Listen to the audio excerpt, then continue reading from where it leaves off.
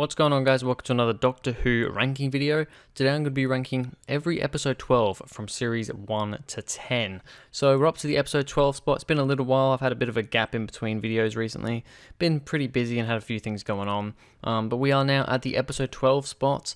So only series 1 to 10 for this one, because of course 11 and 12 don't have this many episodes. So yeah, this is my own personal ranking. So remember, this is my own opinion. I'd love to see what your opinions are in the comments down below, how you would rank these. But remember, this is my opinion. An opinion's an opinion.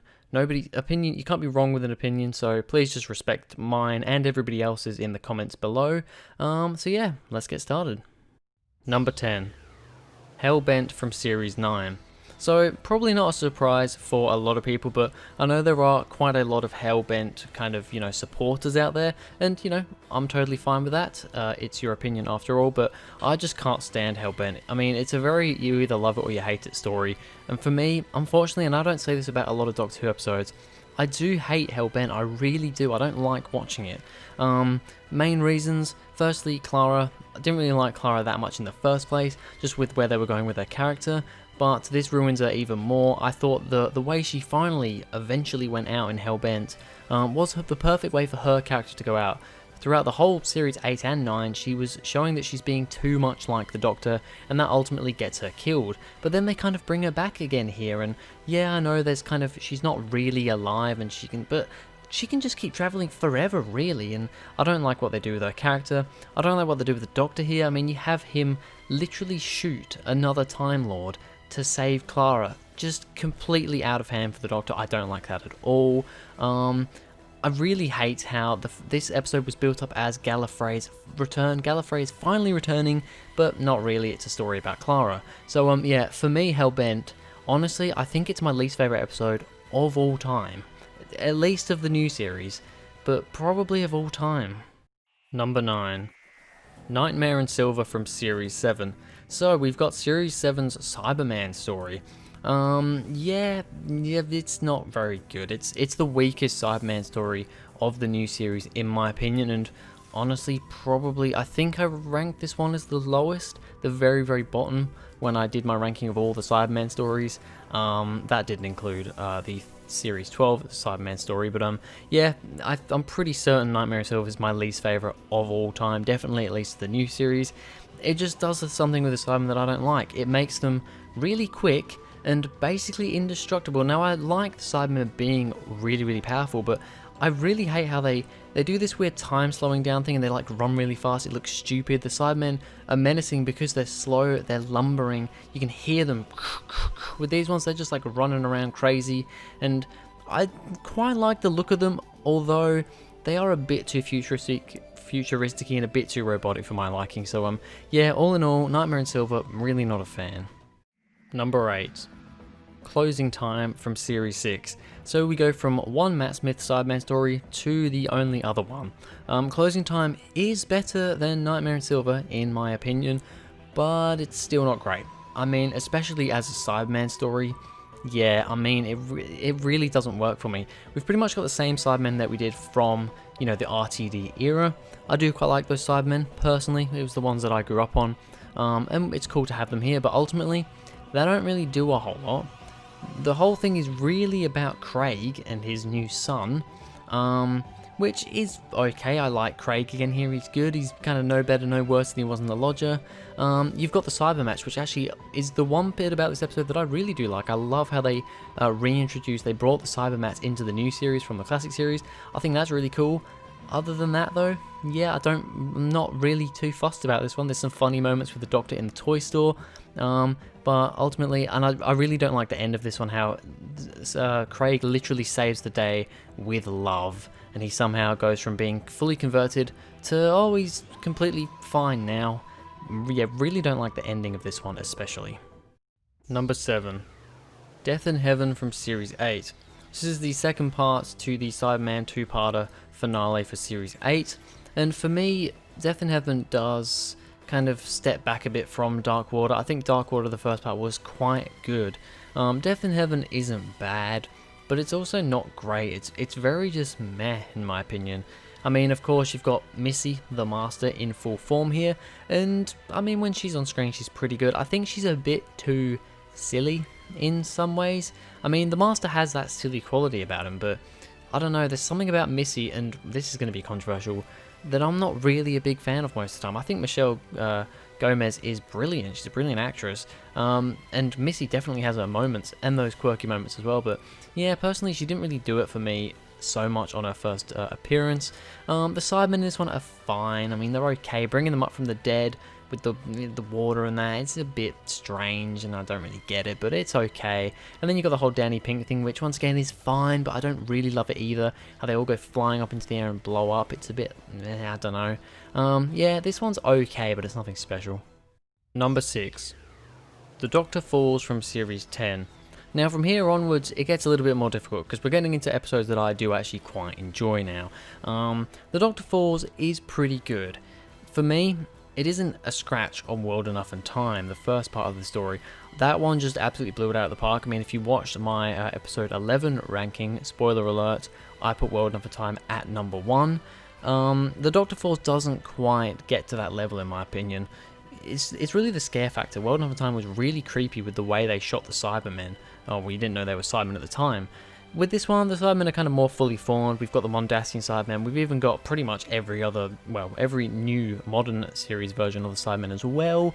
And you've got Missy and the Master, who are fine. There's some great little moments between them, but ultimately, don't think they really needed to be in this story. Apart from their kind of ending, really don't see the point of them here. And yeah, I mean, the Cybermen are good. They're pretty good. I love the stuff with Bill, you know, how she is a Cyberman, but she doesn't see herself as a Cyberman. I love that stuff. The way that's shot and everything is brilliant. And the guest cast is pretty good as well. Nardole has some great stuff too. But yeah, I mean, this one is good. But there are a couple of things that do let it down for me. Number 5. The Sound of Drums from Series 3.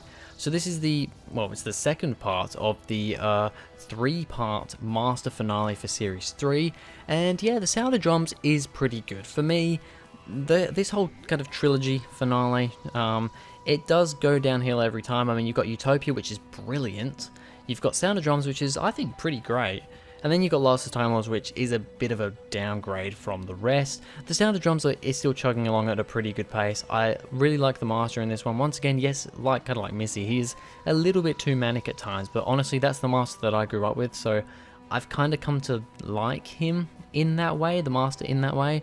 And there's just some generally great moments, you know, the Doctor and the Master talking on the phone. I love like the Teletubby scene, like, you know, these creatures with TVs in their stomachs. Like, I just love that little thing, the banter between them, getting captured, all that sort of stuff. All of Martha's family getting captured. There's some really good stuff going on in this episode. And yeah, the whole cast is on top form, with Captain Jack there as well. Yeah, it's a pretty good episode. Number 4. Bad Wolf from Series 1. Now, there's really only one bad thing for me about this episode, and that's the fact that it hasn't really aged that well.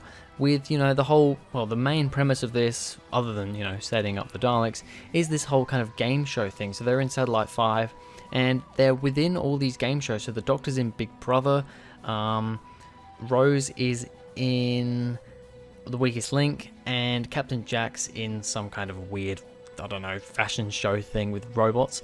And it's a really interesting thing at the time. Looking back on it 15 years later, yeah, it's a little bit outdated. It's quite outdated, actually, just the way it is. And in the future, it's going to be even more so outdated. And I let it down a bit because of that. But other than that, it's brilliant.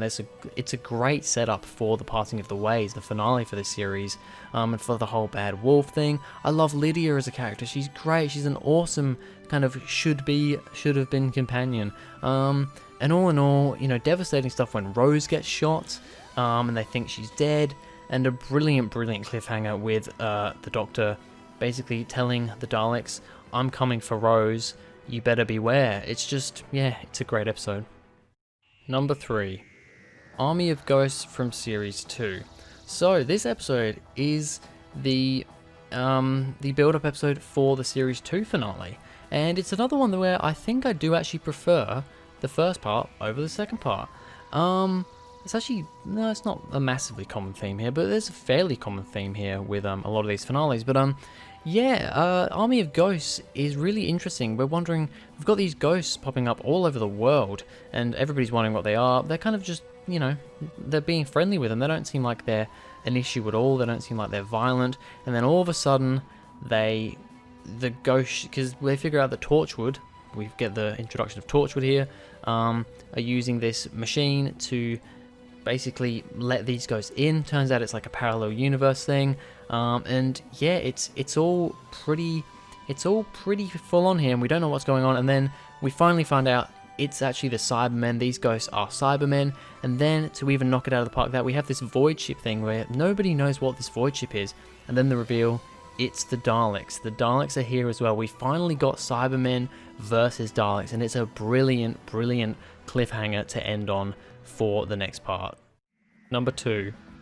The Pandorica opens from Series 5. So a Stephen Moffat finale does make it in the number 2 spot. I know a lot of RTD era stuff here, but hey, that's personally my thing. But yeah, the Pandorica opens does get the number 2 spot. I think this is a brilliant build up to the finale for Series 5. What is the Pandorica? Nobody knows what it is. Why are all these monsters Daleks, Cybermen, Silurians, Sontarans, Sycorax, everything, apparently beginning with S, from what I just listed. Just all these creatures from the Doctor's past are all coming to this Pandorica. What is so special about it? Well, turns out in the end that they are coming here to lock the Doctor inside the Pandorica. The Doctor's wondering the whole time what's in the Pandorica. There's nothing in the Pandorica at this current time. You're getting put into it. And the cliffhanger of him getting put into there, and then you've got Amy gets shot by Auton Rory because he comes back. I love the scene with Rory coming back with the Doctor as well. That's a funny, hilarious scene. And then you've got River in the TARDIS, and that's blowing up, and everything's going wrong, and it's literally, you don't know. At the end of this episode, it's like, how can anything be saved here? The Doctor's locked up. Every one of his enemies is not locked up, and everything's gone wrong for everyone else. How's he going to get out of this one? Number 1. The Stolen Earth from Series 4. Yep, for me, wasn't going to be anything but the Stolen Earth. I love the Series 4 finale, both parts of it, and yeah, the Stolen Earth is brilliant. I just really love it. We've got the Daleks back again, of course we have, why not, Daleks for a finale. Yeah, a bit overused by this point, but I think this is the last good appearance of the Daleks. I mean, there's subsequent appearances where they're good, but they feel ultimately ruthless here, and they kind of go downhill a bit from this point.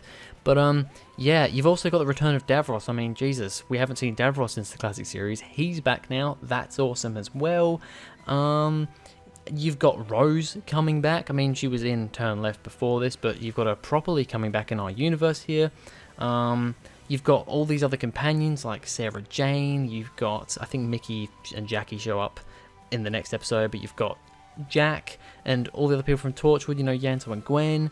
You've just got all these different people, and they're all coming together, and I love pretty much every moment of this episode. It's just a fun, awesome ride.